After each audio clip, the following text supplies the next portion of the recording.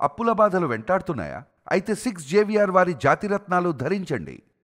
నమస్తే welcome to our channel. నేను మీ anchor Rekha.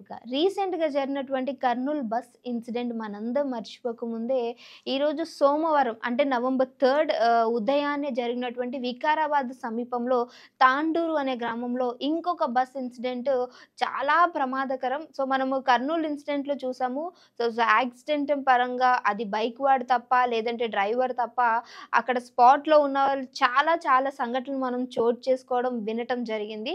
So, but ఏదేమైనప్పటికీ అక్కడ ఎవరి ప్రమాదమైనా ప్రయాణికులు ప్రాణాలు కోల్పోవటం జరిగింది.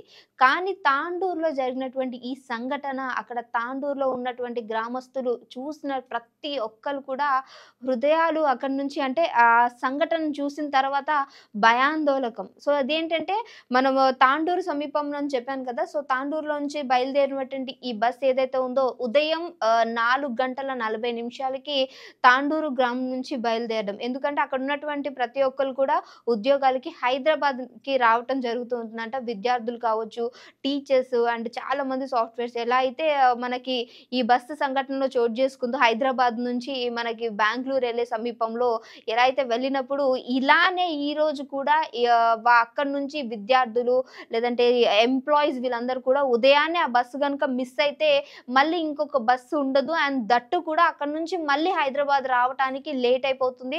సో, కాలేజెస్‌కి, స్కూల్స్‌కి, ఆఫీసెస్‌కి లేట్ అవుతుంది కాబట్టి 4:30కి స్టార్ట్ అయిన ఆ బస్సు కొద్దిసేపటికే అందులో ఉన్నటువంటి 21 మంది ప్రాణాలు కోల్పోయిండ్రు. సో, అసలు ఘటనా స్థలంలో జరిగినటువంటి మ్యాటర్ విషయానికొచ్చేస్తే సో, మనకి టిప్పర్ లారీస్ తెలుసు కదా! సో, అవి ఎప్పుడు కూడా ఏదో రకంగా చూస్తూనే ఉంటాము. ఒకటి డివైడర్ ఎక్కేయడమో, లేదు అనంటే బోల్తా పట్టమో. సో, అసలు దాని సమీపంలో వెళ్ళాలంటే కూడా చాలా మందికి భయమేస్తూ ఉంటుంది. ఎందుకనంటే తెలీదు అది ఎందుకని, ఎప్పుడు, ఎలా, ఎవరి మీదకి వస్తుంది అని జెప్పేసి.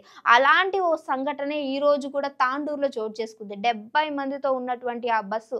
సో, ఇప్పుడు కండక్టర్ ఒక్కళ్ళే ప్రాణాలతో ఉన్నారు. సో, అందులో ఉన్నటువంటి 21 మెంబర్స్ చనిపోయారు. ఇంకొంతమంది ప్రాణాలు కూడా ప్రమాదంలో ఉన్న పరిస్థితి. హాస్పిటల్స్‌లో చికిత్స పొందుతూ ఉన్నారు.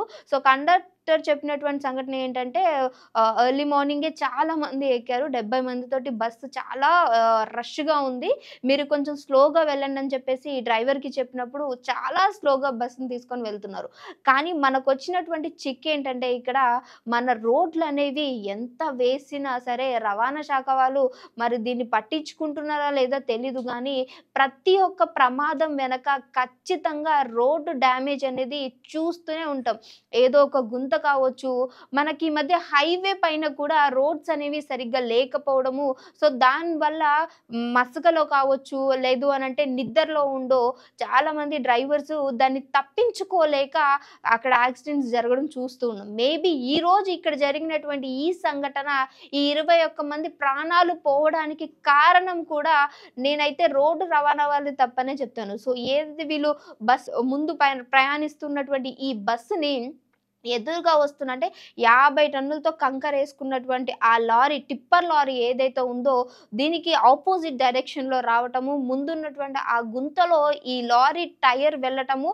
సో, దాన్ని తప్పించుకోలేక అంటే అదుపు తప్పి అంత లోడ్ ఎందుకేసుకుంటారో అర్థం కాదు. సో, అంటే ఎవరిని మనం జడ్జ్ చేయడం కాదు గానీ కొన్ని చూస్తూ ఉంటాం లారీస్‌లో లేదంటే ఈ టిప్పర్స్‌లో వీళ్ళు లోడ్ ఎంత యేసుకుంటారంటే కింద టైర్ గూడా మనం రోడ్డుకి చూస్తా ఉంటే మొత్తం అణిగిపోయి కనిపిస్తా ఉంటది.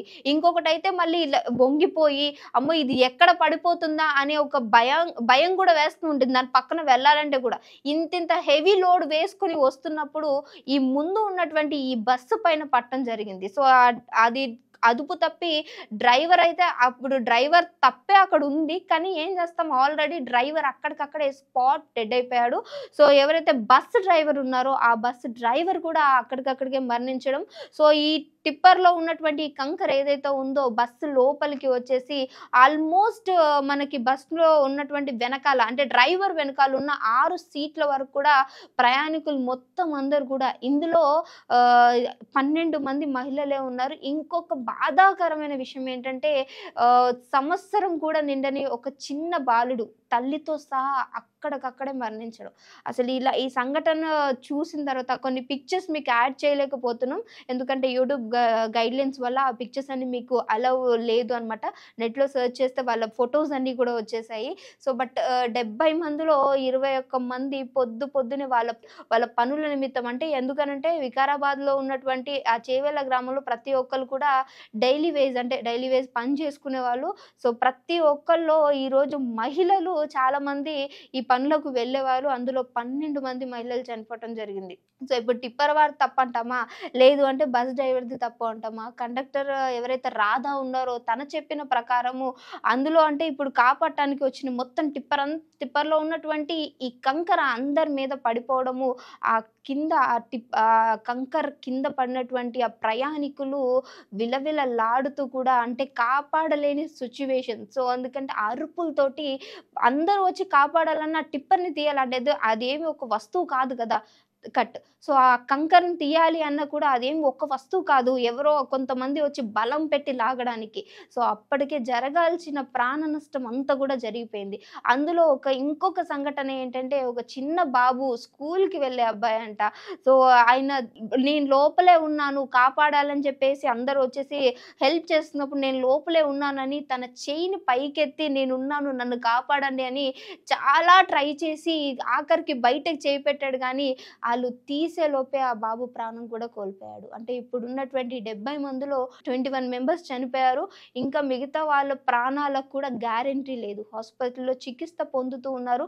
సో, వీళ్ళని కాపాడటానికి వచ్చినటువంటి ఎవరైతే పోలీస్ వ్యక్తి ఉన్నారో ఆయనకు కూడా జేసీబీ తగిలి కాలుకి గాయమవ్వడం, తను కూడా వెళ్లి చికిత్స పొందడం. అంటే అంత భయానకంగా మొత్తం అంతా కూడా బస్సు మొత్తం కూడా ధ్వంసం అయిపోయిన పరిస్థితి. సో, ఇక్కడ మీరు చూడొచ్చు టిప్పర్ మొత్తం కూడా బస్ మీద పడిపోయింది. సో, ఈరోజు రవాణా శాఖకు మా నుంచి ఒక రిక్వెస్ట్ ఏంటంటే, మేము అంటే బయటకు వెళ్లి పని చేయాలంటే డెఫినిట్‌గా రోడ్డు ఒక్కటే మాకున్నటువంటి మార్గం. సో, ఆ రోడ్లే సరిగ్గా లేకపోతే వర్షాలొచ్చినప్పుడు రోడ్డు డ్రైనేజీ నిండిపోయిందని చెప్పేసి దాన్ని తవ్వేసి ఎక్కడికక్కడ వదిలేయడము. లేదు అనంటే ఏదన్నా ఒక ప్లేస్ దగ్గర డ్యామేజ్ జరిగిందంటే దాని చుట్టూ ఉన్నటువంటి ఆ భాగం కూడా పూర్తిగా ధ్వంసం అయిపోవటం జరుగుతుంది. సో, రవాణా శాఖ వాళ్ళు దయచేసి ఒక్కసారి రోడ్లు పరిస్థితి ఎలా ఉన్నాయి? ఎందుకంటే ఇప్పుడు జరిగే ప్రతి ఒక్క ప్రమాదం కూడా రోడ్లు సరిగ్గా లేకనే జరుగుతూ ఉన్నాయి. సో, దయచేసి దీన్నొకసారి మీరు చూడాలి. ఒక్కసారి దీని విషయంలో కేర్ తీసుకోవాలని మేము ఆశిస్తున్నాం. సో, ఎవరైతే ఇప్పుడు ప్రాణాలతో కొట్టుమిట్టాడుతున్నారో వాళ్ళందరూ కూడా సేఫ్‌గా ఉండాలి. వాళ్ళెవరికీ ఏమి అవ్వొద్దని చెప్పేసి మనందరం కూడా ఆశిద్దాం. సో, ఇలాంటి ఘటనల పైన మీరేమనుకుంటున్నారనేది డెఫినిట్‌గా కామెంట్ చేయడం మర్చిపోకండి. చూస్తూనే ఉండండి అవర్ ఛానల్.